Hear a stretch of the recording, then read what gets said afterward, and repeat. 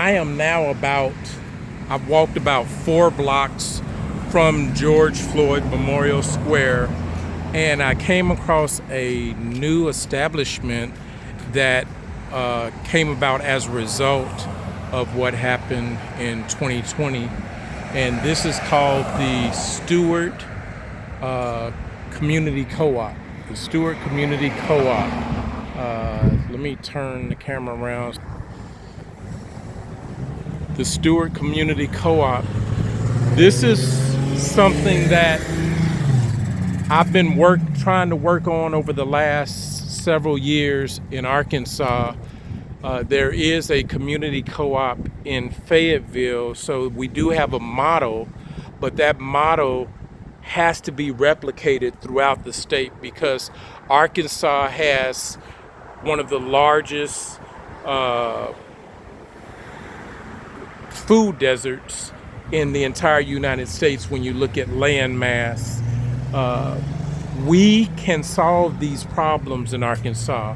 We just have to have legislators that are interested in solving problems instead of legislators that are interested in conducting cultural wars like my opponent David Ray is, and interested in being a paid mouthpiece for the out-of-state special interests and in-state corporate interests. But this is a community-owned grocery co-op, and here it is, everything. I'm going to turn the camera and put it back on me because I don't have permission to. But we have solutions, and there are solutions everywhere, not just throughout Arkansas, but there are solutions throughout the United States. There are solutions throughout North America. There are solutions throughout this hemisphere. There are solutions throughout this world. And if we just took our time, invested our time and energy in trying to find these solutions to the problems that affect Arkansas, then we'd be much better off. Having a grocery co-op in central Arkansas, particularly on 12th Street, having a grocery co-op in House District 69. House District 69, 96% of House District 69 exist in a food desert. And we have solutions. We can invest in a community-owned grocery co-op that is not only owned by the people that live there, but it's money that is recirculated into the community. I attempted back in 2021 to get a grocery co-op in House District 69 in the town of Gibson.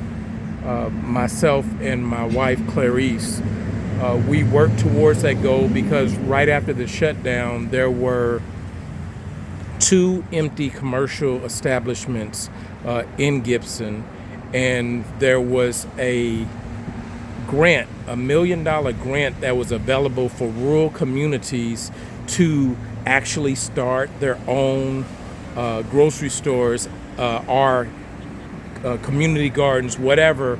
It was a grant to end food deserts in rural communities. And I attempted to get that grant so that we could get that building and start our own grocery co-op in the unincorporated town of Gibson. However, one of the requirements was if you lived in an incorporated town or an incorporated city, you had to get the signature of your mayor or other elected executive. Since we lived in an unincorporated area, we had to get a signature from a legislator that represented that area. Thing is I reached out to David Ray and I reached out to Jane English, and neither one of them responded to our several emails, texts, phone messages, just to have a meeting so that we could get their signatures.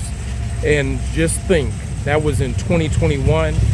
think where Gibson would be right now if David Ray felt that he had to actually represent and answer to his constituents.